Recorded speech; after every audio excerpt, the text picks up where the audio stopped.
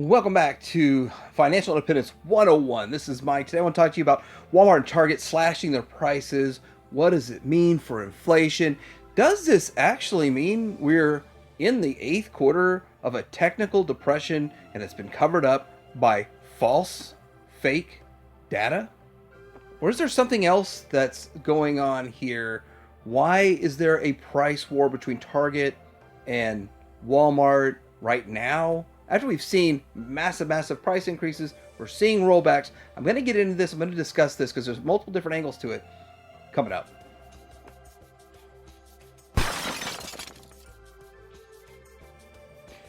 So we've recently, this year, seen the demise of the 99-cent store. Now, I don't know about the 99-cent store. I don't live in California, but of course, how could you have a store that sells everything for $1 or less in California after the rampant inflation?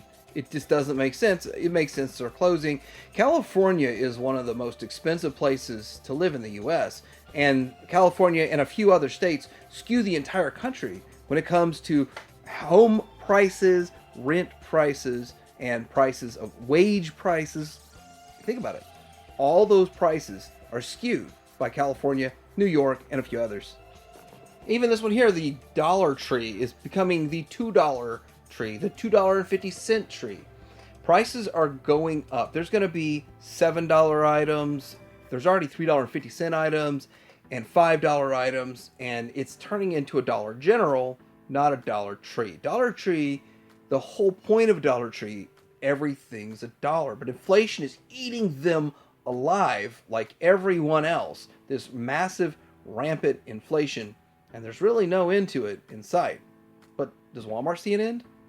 Now, Walmart slashing like 2,500 prices, Target slashing 1,500 prices. The thing about Target is Target doesn't just throw it in your face like this with a big rollback sign. But Walmart does. Walmart has done this for a long time because it's a sales tactic. They want to sell this product to you. They want you to think that you're getting 50 cents off. It's a great deal, even though you used to be able to buy tortilla shells for $1. Yes, these are more of a brand name, but the generics were $1. It's also funny too because you see the generics sold out, and this is all that's left, and it's rolled back. So I don't 100% know the price on these, but I remember thinking these were more like $1.99 back in 2020. So the rollbacks aren't rolled back as much as to 2020. Now, as I said, more prepared foods like these food trays and stuff are more expensive. I've talked about that in the past videos. But when you look at this, I remember food trays similar to this being around $8 in 2020. So I feel like it's still about 50% higher, even though it's been rolled back $2.48. Same thing with another prepared food here. This is the potato salad, all these ones that Walmart has. I think they have coleslaw, and then they have some other things in here. But from $4.27 to $3.25, the interesting thing is this is a true rollback, but these things are still more expensive than they used to be. This is a good one. I'm not exactly sure why, but I will point this out about this particular product, is that they stock way less. They used to have 2 refrigerators full of this stuff. They've gone to 1 and sometimes none, but they've rolled this one back. I'm wondering why. It's still a good rollback, almost $1.02, but it's still higher than it used to be. Soda prices are outrageous. You don't need soda to live, but you know, it makes it much nicer, and I think it's a better source of caffeine than coffee. We can argue that one in another video, but $1 off a case, that's not great. Look at $7.66 back there for a 12-pack. This soda is really expensive. I remember getting all kinds of soda deals in the past. Nowadays, soda deals are few and far between. What I found odd was even their private label brands, you're seeing rollbacks on private label brands. So we look at these crinkle cut fries and regular cut fries from $3.42 to $2.82. But I remember buying these for $1.68 or something along those lines back in 2020. I also want to point out these name brands. So it's a much smaller percentage-wise rollback when it comes to this Hidden Valley Ranch. So the name brands that still sell, that still have quite a large demand. Ranch is something that is pretty common and pretty popular, but not as big of a percentage-wise rollback from $5.28 to $4.74 than even they did with their private label brand. Some of these trends like this mustard, that's a huge rollback versus what we just saw with the Hidden Valley Ranch. And I think a lot of this is due to a decrease in demand. They expected a lot more mustard being sold for your hot dogs and your barbecues and your cookouts. And I guess there's less barbecues and cookouts going on and less need and less demand for mustard. Now, Pringles, I remember when these were like $1.25 or $1.50. And that was, we're talking 2020 pricing. And now from $2.24 down to $2. Now, this is going to be where I get into talking with these Walmart employees. And when I asked specifically about the markdowns, they say it feels like we just marked it up to $2.24 a few months ago, and now it's rolled back to $2. So was this planned months and months ago? We're going to mark our prices up at the beginning of the year, and then we could do a rollback later to make it look like we are actually rolling back the prices.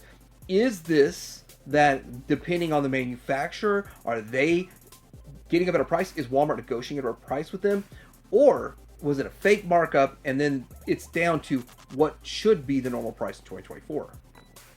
Here we go, some baked beans, and I think $2 a can seems about on par. $2.22 is about 10% too high, in my opinion, for what I've seen in the past. This rollback was $4.84 for these, for $4.68 from $8.48, so not quite $4. Okay, not quite $4 rolled back, but watermelons, I personally feel like, and my wife's the one that buys the watermelons all the time, but she's the one that told me that about $4 to $5 is a normal price. So they're rolling it back to a normal price. And we're gauging this post 2020, but pre 20, the last couple of years. Now there's more stuff. There's more goods out there. You've got, food's not the only thing. These toys, they were raised to $25 MSRP. The MSRP has been marked down at Target and Walmart on these to $20, which was the original price of these back in 2021. We've got some pins here, and I got to say that I used to buy a lot of Sharpies, and the price on these is just ridiculous. Now, they're making different kinds of variety packs and stuff, but I got to say the $6.97 packs they have in there would have been $4 back in 2020, so there's still $3 too much. They're saying they're rolling them back, but it's still $3 more in 2020 from what the ones I bought in 2020. So I'm going to show you here some other underwear. Yes, here it is. The $18 for a few t-shirts, and they rolled them back. That's a rollback to $18.98. So it's still $20 to get a pack of t-shirts that used to cost $10. That used to cost $10. Well, I did end up buying some undergarments there because I found some on a good sale. One of the things that they do, and I didn't capture a picture of it, which now I feel silly, but they will maintain a high price point, but they will use a clearance sticker. Now, what they're trying to do with this sale is the rollback, but then they'll use a clearance sticker on other items that they don't want to permanently mark down. They say these are permanent rollbacks or permanent markdowns, or not even short term, but who knows? They could always jack their prices up January 2025. There's another situation going on with Walmart where they say that the wealthier customers are flocking to Walmart to boost retailers' sales. And it's a good thing for them because they're getting an increase in sales. It's a bad thing because you're hearing people that make over $100,000 a year that didn't used to shop at Walmart are now resorting to Walmart as their place to go because of the massive rampant inflation. That's crazy because they're not going to the Macy's, they're not going to the malls, they're not going to all these other places. So that's a big deal. That really is a big deal. And if you make $100,000 a year in the U.S., you can't afford to shop at places other than Walmart. I mean, that is crazy to think that's where we've come, but that's where we are right now. Again, I'm going to resort back to this inflation chart. Now, one of the things that I'm seeing that's going on is that we have been in a technical depression, and with that, that's going to eventually cause downward pressure on prices. So you see these rollbacks that are going on at Walmart. Some of it might have to do with negotiating with the distributor or the manufacturer. Some of it might have to do with them playing some funny games with the numbers. But for the most part, it has to do with the economy. It has to do with the fact that demand is decreased. Demand is going down. And when Walmart itself is even starting to struggle, and the only thing supporting them are high-income people that want to not shop at Walmart in the future, they want to do better and not shop at Walmart, then that doesn't fare well for Walmart. Now, looking at this chart here, you can see inflation looks like it's kind of holding strong. That's because we haven't seen rapid, massive spending in the government. So that's one good thing there. But you can also say, but this massive inflation is also factoring in the fact that without this inflation, the actual GDP would show a depression over the last 8 quarters. I know I sound like a broken record. This is actually not the most modern of these, but this is the deal.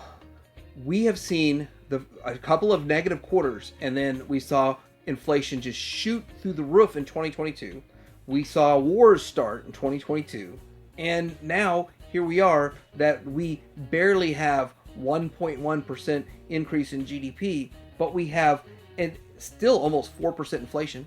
We still spend billions, hundreds of billions of dollars created out of thin air spent to drive the economy for war. And when you think about all of this added in, it's proof we're in a technical depression, which will see massive downward pressure on prices, which is actually good for the consumer. So anyway, let me know what you think about this situation. Do you notice Walmart marking their prices down?